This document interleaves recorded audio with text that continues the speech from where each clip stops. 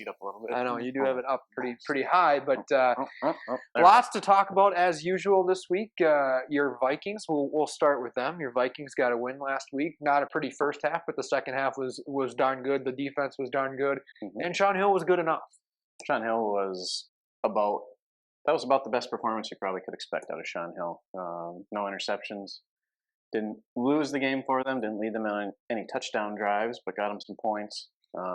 Did just enough to get the win. And when you have, we said it last week, when you have a defense like this, you're going to have to rely on them. They did that last week, and going forward, I don't know how much longer Sean Hill is going to play, if at all.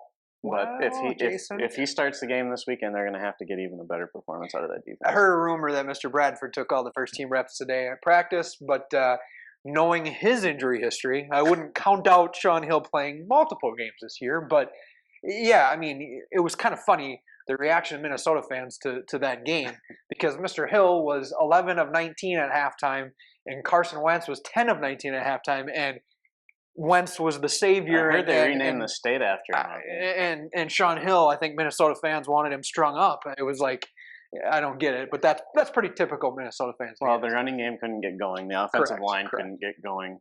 I don't know what more we could have asked for out of Sean Hill. He was not the problem. Your kicker misses 2 field goals and an extra point. Sean Hill was just fine. And people want to look at AP and they want to look at the line. And to me, all of that, not all of it, but the bulk of that was play calling.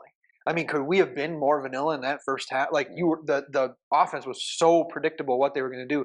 And in the NFL, I don't care how good your line or your running back is. If you're predictable, you're getting beat. And to be fair, the Titans dared the Vikings to let Sean Hill beat them. And he kind of did. He did. And the defense did.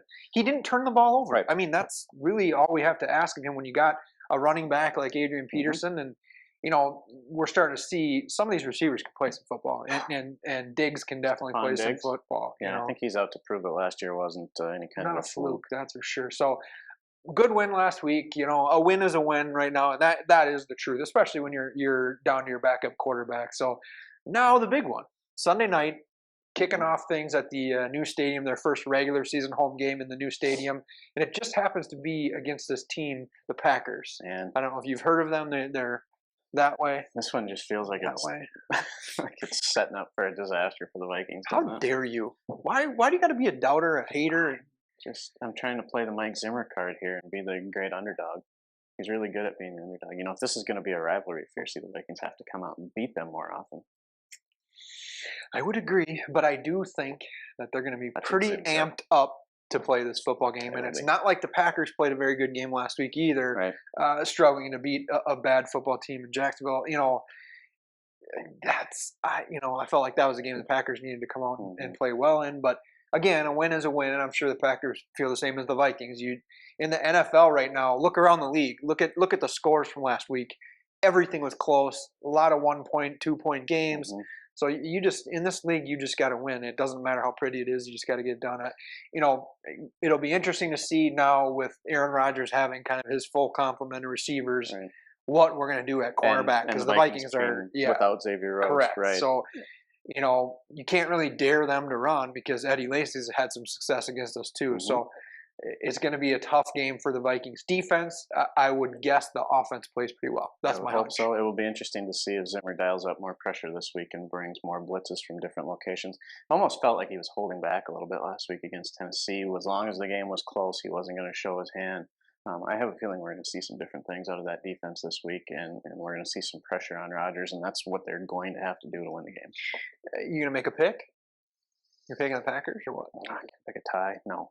No. I just, I think back to, I can't remember what year it was that they reopened Lambeau Field after all the renovations. The Vikings played there, the opening game of the year. It was sunny. It was beautiful. The Packers had all these former players that they trotted out onto the field, and then they went out and laid a big egg. And I can't get that out of my head for some reason. I might lose my fandom card for this, but I think the Packers are going to win. I think it'll be close. It'll be like a 27-24 type of game. I refuse to make a pick as ridiculous as that, and I will take the Vikings 74, the Packers 0. Give them a late field goal or something. No. Okay. 74 rip. Gophers, they actually played very well last weekend, and people are going to say that was Indiana State, and of course they should do that. But that's the exact kind of team they've struggled with as a program recently. You said it last week; it felt like a 20-17 kind of game. Gophers came out, and the offense looked 100 times better than it did the week before. Leidner played great. We rip on the guy a lot, but when he plays well, we better make sure we praise him. And he played great. I thought the playbook was opened up. Tracy Clay's opened the playbook, and that was huge. I mean, now you see why Leidner does have talent. And some of the throws he was making are throws we just haven't seen him try, or we haven't seen him make. Correct. You and I have both been saying it for 3 years now. I watched a kid play here in high school, and had coaches tell me that he's making throws that pro quarterbacks make, and we hadn't seen that yet. Now he's regressed, and he's not making the throws high school kids make. But you know what he didn't do last week was run the ball. He didn't run it much, and that's great. Yeah. I would hope that as a quarterback, if they're going to have some success against a schedule that isn't as difficult as it could be in this conference, that he would be able to throw the ball a little more effectively. Now, I know he's not going to throw it like he did last week when it comes time to play the Big Ten teams, but let's see a little bit more of that different type of play calling. Let's open it up a little bit. See some of those throws that he's never been asked to make before. Yeah, and to me, when I look at Leidner, the goal for him with the running side of it should be what Russell Wilson does with the running. Russell Wilson's not looking to run, but if he has to run, he will, and he'll use his legs to buy him some time to be able to throw the pass. Or if it's just not there, he'll take off. I think too often Mitch bails and says, "I can't do it."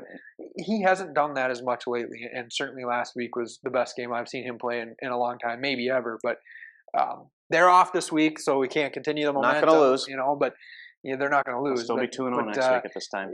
After Saturday, they've got Colorado State at home again.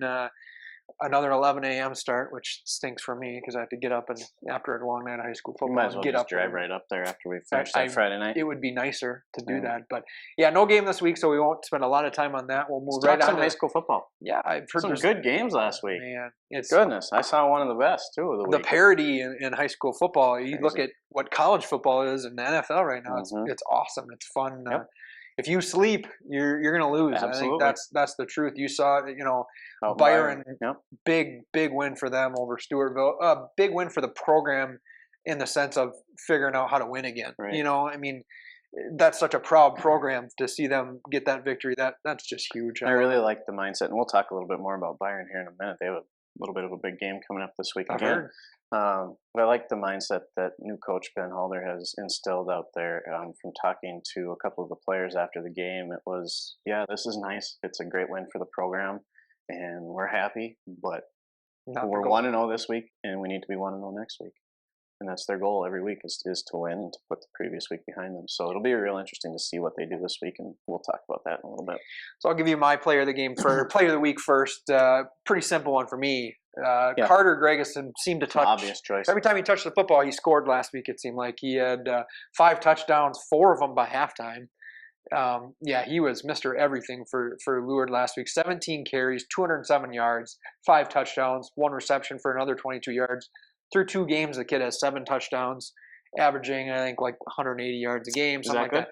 Averaging over 10 yards a carry. He's doing all right. That's pretty good. It's all right. For a kid who's transitioning to that lead role, or that lead back role, I should say, he's handling it pretty well. And he's a kid that is the most important player on their defense, too, playing right in the middle of the defense. So he doesn't get a break either. He does not get a break, and Kessler has him returning kicks and punts. He doesn't really leave the field very often. But he does have some kids that Grotebor kid is, man, is he a beast. I would not want to meet that kid in a dark alley or on a football field or anywhere. I wish I could be anywhere close to that physical condition where I didn't have to leave the field for an entire game. Yeah. Well, I don't leave it. I stand on the sideline the whole game. Me too. We watch these high school kids and they walk off after doing that kind of thing and they're not even breathing hard. I don't understand it. It's cold out. Why would they be? That's true. Mine, I'm going up the road to Cannon Falls. Mason Hofstedt, the senior running back, 143 yards, 3 touchdowns, but more important, that led his team to a big win over Plainview Elgin Millville. A big bounce-back win for Cannon Falls, a team that I know has some higher hopes this year, some bigger expectations. After a season opening loss to Zambroda Mazeppa, which was a close game, they come back and win a close game against a good PE Young team. So Mason Hofstedt for leading the way in that one. He gets my Player of the Week award this week. Now the bad news. We're not good at picking football We games. are not. You know, we started that first week off, and I'm thinking, boy, we know a lot about high school football. And then last week came around, and I realized we do not know a lot about high school football. Yeah, I was sitting there afterward thinking this was probably not the week to go all the same as Jason, and I was right because we You're both right. went 3-4. That's one of our worst records for any given week. Yeah, I think that might be tied with the worst record. Can we do like they do for, was it swimming in the Olympics, where you just throw out your lowest score? I'm fine with Just that. Golf like handicap, that. like type stuff. So that brings Jason to 9-5. I'm 8-6, allowing him to still feel okay about Are himself. you going to pick all the same again? I'm not going to do that this week. There's at least 2 games where I've already just said whatever Jason does, I'm going to go the other way. But let's get right to it. Starting off with a couple of bigger schools. Red Wing is at Century. Both teams 0-2. You know, both teams desperately need to win, otherwise the season can go left in a hurry and stay left, I guess, is the bad news. So Red Wing at Century, that's a big game for both teams. You want to go first? Yeah, I'll go first. I'm going to go with Century here. They're at home. From everything I heard from talking to the guys who were at the game last week and reading up on them, Century played a really good second half against Mayo. Ended up losing the game. I think it was 24-6, but they played well in the second half, from what I understand. I just think Coach Vic gets the best out of the kids that he has on that team, and they progress as the season goes along. This is a home game for them, a good chance for them to get a win. I think they're going to come out fired up, and I'm going to take Century 23-17. I'm with you on this one. I got to go with Century. You touched on it with Mr. Vic. I think that program's trying to figure out who it is again. You know, I mean, they've had a couple of rough years here, and you know, just trying to get their athletes in the right spots, I think, is what they've been doing. They have some talented they players. Do. They definitely. They've had some great linemen in the last couple of years, and Benjamin, you know, both of those guys are very good skill position guys. Fisher might be one of the best defensive backs in the conference. Right. So I think Century gets it done. I honestly I don't think it's that close. I think this is the time for Century to put up some points. You know, I mean they've struggled to score so far this year. This is going to be the game they do it. I'm going to say Century wins 37-19. Well, get a lead and keep the foot down. Yeah, that's what they're going to do. All right, you're up first. Game of the week. My GPS is set for Lewiston this week. Southland at Lewiston. We've got a couple, or we got two 2-0 matchups where both teams are 2-0. This is one of them. You know, for a team, Mr. Kennedy, you talk about good coaches. Sean Kennedy is a very good football coach, and Lewiston's got a really good one too. But it's good to see Southland back up after a kind of a rough year last year. That said, this Lewiston team, you know, they don't make a lot of mistakes. I think that's the big thing. They protect the football, and it's a home game. I think this is a great pick for game of the week, and I'm going to go with Lewiston at 14, Southland 13. Yeah, me too. I was really happy to see this one win. Looking forward to getting a chance to watch both of these teams play. I talked to Brent Olson, the Lewiston Altura coach, today, and he mentioned to me that they have a handful of players who have been injured, are going to miss the first few weeks, and they're really doing a lot of good things with some young guys who are getting thrown into a situation that they didn't necessarily expect to be in this year. They lost a lot of seniors. They had some young guys coming up, but they've had great leadership from the seniors they have back, and they've only allowed 7 points through 2 weeks. I don't care who you're playing. That's good football. I think they're going to keep up that trend at home, and they're going to win 20-7. That leads us to, another one that you're going to get to watch it. Had it not involved the Rochester team, could easily be the game. It would be the game of the week. It would be. Let's face it. I mean, Byron at Lourdes. All eyes will be on this one. 2 ranked teams, by the way. Byron hopped into both of them. Class 4A state poll this week. Number 10. Lourdes is number 7. And Lourdes wasn't ranked last week. They had some votes, but they weren't ranked, and now they are. I'm excited about this football game. I really am. Just all around. I think it's a great test for both teams trying to figure out who they are and are we for real? And someone's going to feel like they are afterward, and someone's probably going to be disappointed. But this is your game to pick first, isn't it? Okay, yeah. I know our man Scott Jacobson is telling us we got to hurry here. But, hurry up. I'll just say this. After last week, after Byron knocked off Stewartville, I had a lot of people ask me, who was at the game? Well, what happened with Stewartville? I would say more what's going on with Byron. That's a good football team, folks. They have Caden Blazing's a pretty good. Caden Blazing. They have a really talented quarterback in Mike Coble. They have a tremendous defensive secondary, by the way, who shut down a good Stewartville receiving core. So it's not what's wrong with Stewartville. It's what's going on out in Byron. But now coming to play Lourdes is another challenge. It's one thing to to beat Stewartville, which is a good team, but it's a equally big challenge to come here and face Lourdes on its home field. But you know what? I'm gonna call. If you want to call this an upset, fine. But I'm gonna take Byron. I'm gonna take the Bears to beat the Eagles. I think it's gonna be close. You're calling a 4A ranked team beating a 3A team? Well, I think upset? in terms of the expectations we would have had for this one at the start of the season, fine. It's not an upset then. All right. I'm taking Byron. No score? 28-27. Whoa. Yeah, close one. Mullenbach doesn't miss extra points though, so you just blew that call. But I will say I expect Lourdes to have extra motivation this week.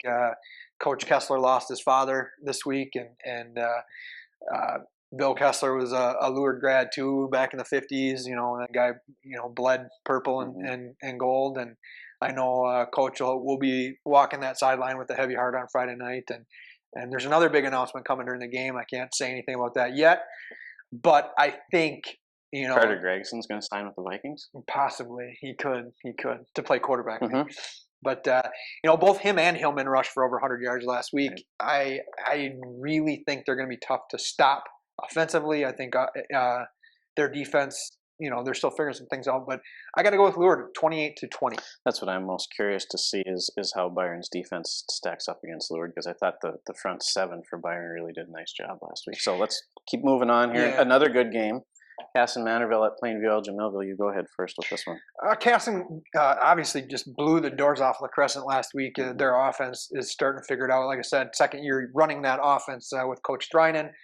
I think Plainview is really down this year. Joe Miller's a nice player, but they lost so much talent from last year. Got to go with the Comets. I'm going to go with them 30-19. You know, every time a game comes up with Casson Manorville in it and I pick against them, they win. So I'm taking KM to win again this week. And I had 28-17 written down, so we both kind of see it similar there. Let's move on. Next one, Cannon Falls at Stewartville. Not a game we would normally. A week ago, we definitely wouldn't have put that game on there. But now all of a sudden, with Stewartville losing to Byron and Cannon Falls getting a win over Plainview last week, interesting game maybe. Very interesting. So now it's mine first. Sure. I think the Tigers have a big bounce back game. I really do. I think this is a win they have to have. Coach Meyer knows this is you can't lose 2 in a row and expect to have a good season. So I got to go with Stewartville 35, Cannon Falls 21. Yeah, I agree with you. I think the Stewartville team is going to take a lot of lessons out of that loss to Byron last week. I know from talking to Coach Meyer, they're looking for some of these guys to step up into more of a leadership role. And I think, you know, like he said to me after the game, you never want to lose, but maybe it could be a good thing for them at this point in the season. I'm going to take the Tigers 31-25. Yes. Chatfield at St. Charles. You know, Chatfield got a big win last week over Dover. St. Charles is 0-2, but they've played two. Yes. I think it was Caledonia and Lourdes, right? Lourdes and Caledonia, yep. Not an easy schedule. And they played well against Lourdes in the opening They did. week. They were fine. I think this is a tough one. I think maybe tougher than people think. It's at home for St. Charles, so I think you got to go first, right? Me? Yeah. Boy, I've flip-flopped back and forth on this one all week, and I'm gonna take the Saints at home. I don't know, call it a gut feeling. You're killing me. Call it a gut feeling. It could go either way. It could really flip a coin on this one. I'm gonna take St. Charles. I think it's going to be close. I'm gonna say 20-17 game, something like that. I think it'll end up one score. Well, this was the one I said I'd go different on whatever you did, so I'm going Chatfield 21-13. Oh, you can't make. I think it's going to be a great football game. Yeah, I think St. Charles is better than their record, and Chatfield's not a bad team either. Last game, La Crescent at Lake City, both 0-2. Someone's almost go. My pick first? Yep, Lake City. Me too. 31-13.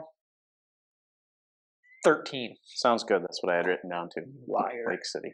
All right, we ran out Tigers of time. win. We ran out of time, so sorry to rushing through those. Feldman, he just does not pipe down. Pipe down. But that's it. That's Thanks. it for us. Go enjoy some good games this week. Go to a game on Friday night. There's a lot of good ones. You can't beat high school football, man. But thanks for watching, and we'll catch up with everybody next week. Hey, we forgot to mention Home Federal. No, Federal. They sponsor your game of the week. They're going to come and punch us both in the face. Possibly. So thank you to Home Federal again for sponsoring the game of the week and for sponsoring the Pigskin Podcast. We will see you guys next week.